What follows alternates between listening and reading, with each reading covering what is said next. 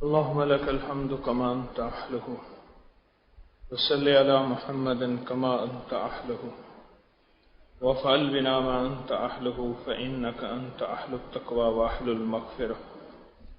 اللهم صل على محمد عبدك ورسولك وصل على المؤمنين والمؤمنات والمسلمين والمسلمات. اللهم صل على محمد كما تحب وترضى له.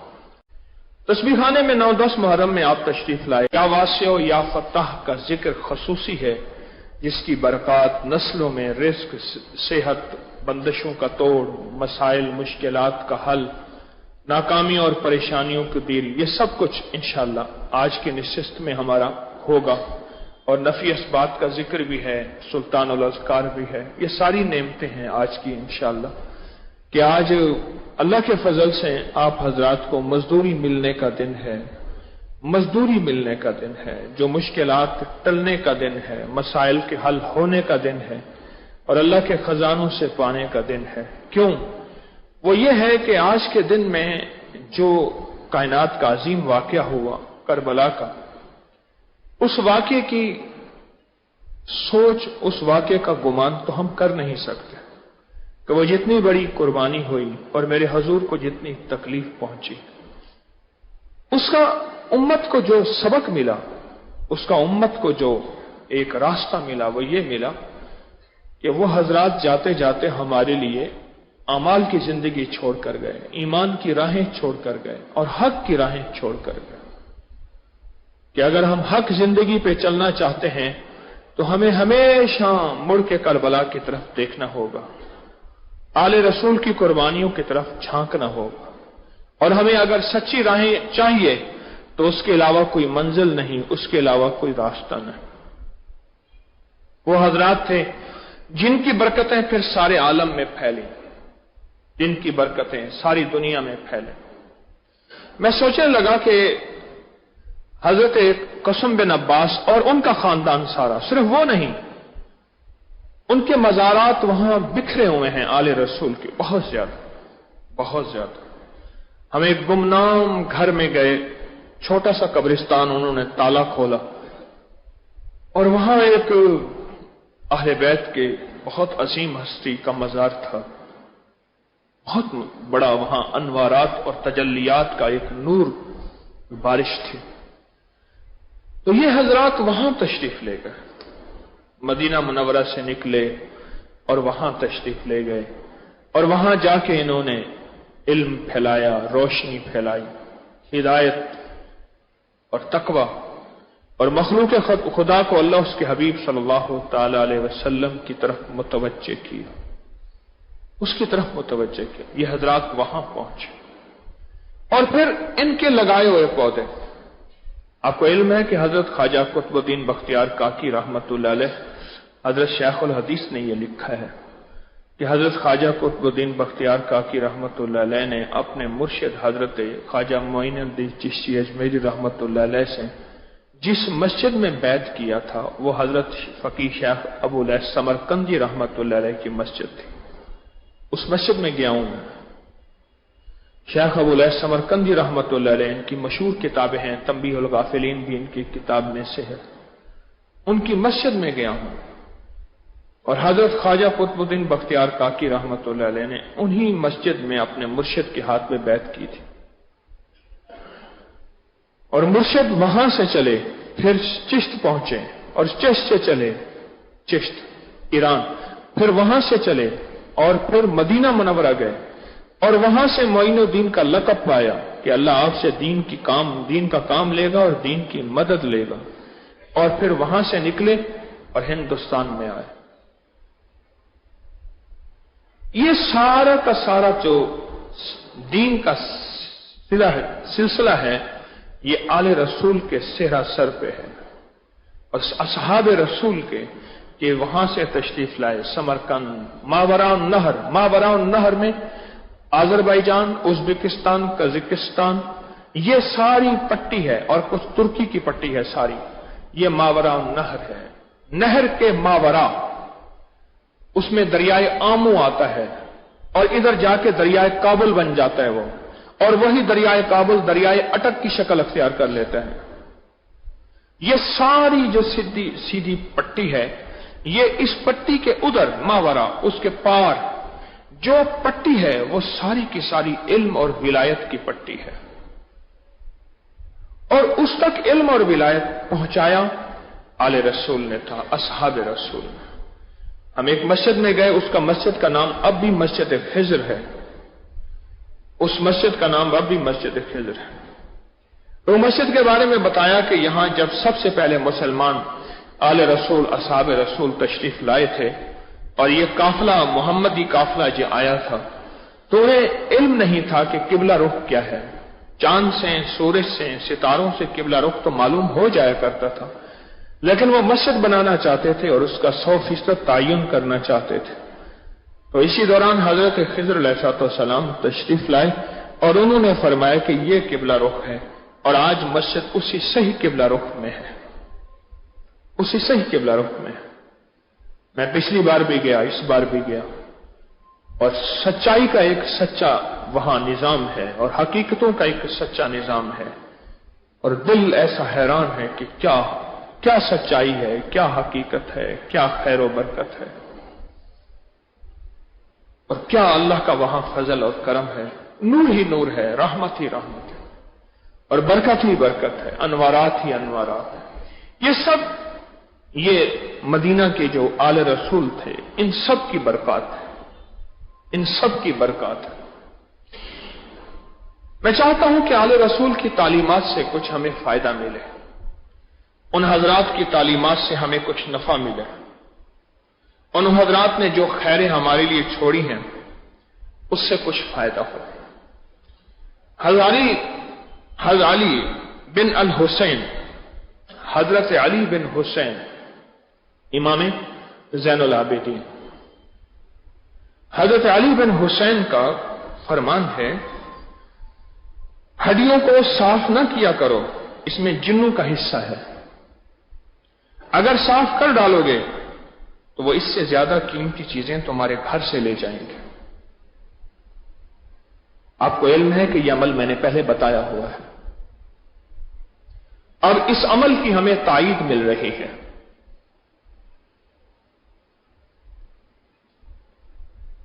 اس عمل کی تائید مل رہی ہے۔ حضرت علی بن حسین یعنی امام زین العابدین کا نام علی تھا، حسین امام حسین کے بیٹے تھے۔ ان کا فرمان ہے، کیا فرمان ہے؟ کیا فرمان ہے کہ ہڈیوں کو صاف نہ کیا کرو، غور سے سمجھے، ہڈیوں کو صاف نہ کیا کرو، اس میں جنوں کا حصہ رہنے دیا کرو، اگر تم نے صاف کر لیا تو اس سے زیادہ قیمتی چیزیں تمہارے گھر سے لے جائیں گے۔ میں اس کی وضاحت کروں گا، ذرا غور سے سنیے گا۔ ہر حکم کسی مقام کے لیے ہوتا ہے۔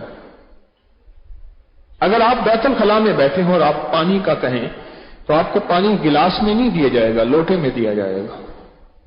آپ غسل خانے میں بیٹھے اور آپ پانی مانگیں تو آپ کو بالٹی میں دیا جائے گا۔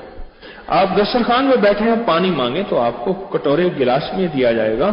حکم جگہ کے بیٹھنے سے، جگہ کے بدلنے سے حکم بدل جاتا ہے، اسے کہتے ہیں حال کا امر، حکم بدل جاتا ہے۔ ایک اور روایت سن لیں، پھر آپ کو یہ فرمان سمجھ آئے گا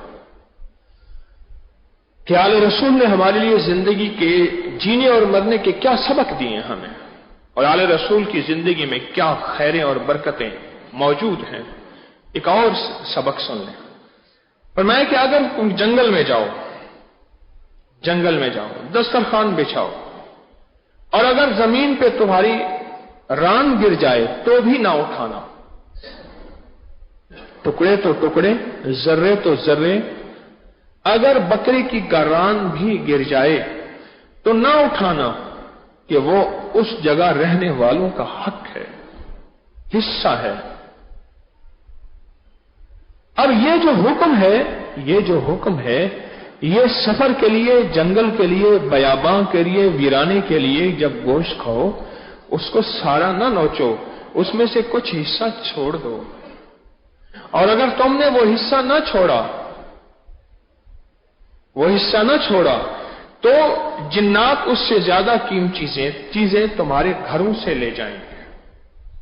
اب وہ روایت آپ کے سامنے آ گئی کہ حدیث میں آتا ہے کہ ہڈیوں پہ اللہ پاک ایک مخصوص غذا لگاتے ہیں، اس لیے فرمایا کہ ہڈیوں کو نہ پھینکو۔ ہمارے بڑے جو تھے، ہمارے اکابر، وہ آل رسول کی اس ادا کو بہت زیادہ احتیاط سے لے کر چلتے تھے۔ ہڈیوں کو ایک طرف پھینکتے تھے، صاف جگہ پہ رکھتے تھے۔ انہیں علم تھا کہ اللہ کے حبیب کا فرمان ہے کہ اس کو پھر سے غذا لگتی ہے، اور پھر سے اللہ پاک وہ غذا جنات کی غذا بناتے ہیں۔ انہیں علم تھا، اور اللہ کے حبیب کا فرمان سچا ہے اور بالکل سچا ہے کہ اس پہ غذا لگتی ہے۔ کیسے لگتی ہے، کس طرح لگتی ہے، اللہ کی باتیں اللہ ہی جانے۔ ہمیں تو حکم مان کے چلنا ہے، ہمیں تو حکم کی اتباع کرنی ہے، ہمیں تو حکم کی قدردانی لے کر چلنی ہے۔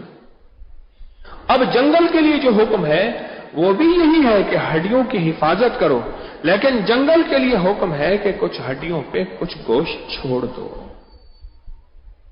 اور اتنا چھوڑ دو کہ اگر ران بھی ہے تو اس کو بھی وہیں چھوڑ دو، وہاں کی مخلوق کے لیے کچھ حصہ چھوڑ دو۔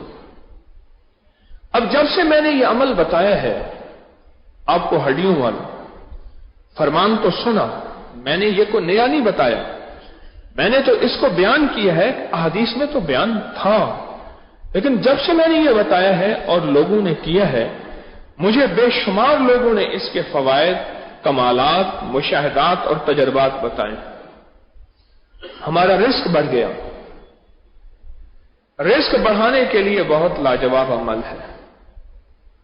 گھروں کی چوریاں روکنے کے لیے جنات کی چوریاں اس وقت آخری درجے تک پہنچ گئی ہیں۔ پیسے چورانا، چیزیں چورانا، زیورات، کھانا، چیزیں، خوراک،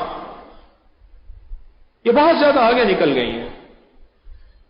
جب سے میں نے یہ بتانا شروع کیا ہے، اس میں بہت زیادہ لوگوں کے تجربات ہیں کہ وہ چیزیں رک گئی ہیں۔ امام زین العابدین رحم اللہ تعالی علیہ کا یہ فرمان کتنا قیمتی ہے۔ آل رسول سے ہمیں زندگی کی کیا روشنی مل رہی ہے، کیا کرنیں مل رہی ہیں۔ ان حضرات کی نظریں کتنی گہری تھیں، وہ دنیا اور کائنات کی نبضوں پہ ہاتھ رکھ کے بیٹھے ہوئے تھے۔ وہ کائنات کے بہت بڑے نباز تھے، وہ روحانیت کے شہنشاہ بھی تھے، میڈیکل سائنس کے شہنشاہ بھی تھے، وہ جنات کی دنیا کو بھی جانتے تھے، وہ برکتوں کا نظام بھی جانتے تھے، وہ برکتوں کا لٹنا بھی سمجھتے تھے اور برکتوں کا ملنا بھی سمجھتے تھے۔ کیوں؟ وہ میرے مدینے والے کے گھرانے سے تھے، وہ میرے مدینے والے کے صحبت یافتہ تھے، ان کے ساتھ شرف صحابیت بھی تھا، ان کے ساتھ شرف اہل بیت کا بھی تھا۔ وہ صحابہ بھی تھے، وہ اہل بیت بھی تھے۔ کتنے لوگوں نے مجھے بتایا کہ اس عمل کی وجہ سے ان کے گھر کے اندر سے وہ چیزیں ختم ہو گئی ہیں، لڑائی جھگڑے ختم ہوئے، بیماریاں دکھ ختم ہوئے، تکلیفیں مسائل حل ہو گئے۔ ہڈیاں مرغی، جانور، بکری، گائے، بیل، بھینس، اونٹ، کوئی ہڈی ہے اس کو پھینکے نہیں، کوڑے میں، گندگی میں نہ پھینکیں، اس کو صرف ادب اور احترام سے کسی ایک کونے میں رکھیں، ادب اور احترام سے کسی ایک کونے میں رکھیں، بس ایک کونے میں رکھیں، اور ایک کونے میں رکھ کے اس کو آپ پھر دیکھیں کہ اس سے کیا ہوتا ہے اور اس سے کیا خیریں اور برکتیں ملتی ہیں۔ ایک کونے میں رکھیں، کتے کھا جائیں، بلیاں کھا جائیں، کوے، چیل، پرندے کھا جائیں، ہمارے ذہن میں یہی کچھ کھائیں گے، لیکن جو دیکھی آنکھیں ہیں وہ اور ہوتی ہیں، اندیکھی آنکھیں اور ہوتی ہیں۔ ہمارے اسلاف میں، ہمارے اکابر میں ایسے بڑے گزرے ہیں جن کے پردے اللہ نے ہٹا دیے تھے، اور لاکھوں میں کچھ لوگ ایسے اب بھی ہیں जिनको अल्लाह ने ये पर्दे हटा दिए हैं, वो जिन्नात को भी जागती आंखों से देखते हैं, खुली आंखों से देखते हैं, हत्ता कि फरिश्तों को भी जागती और खुली आंखों से देखते हैं। ऐसे लोग हैं, बहुत ज्यादा हैं, खुली आंखों से देखते।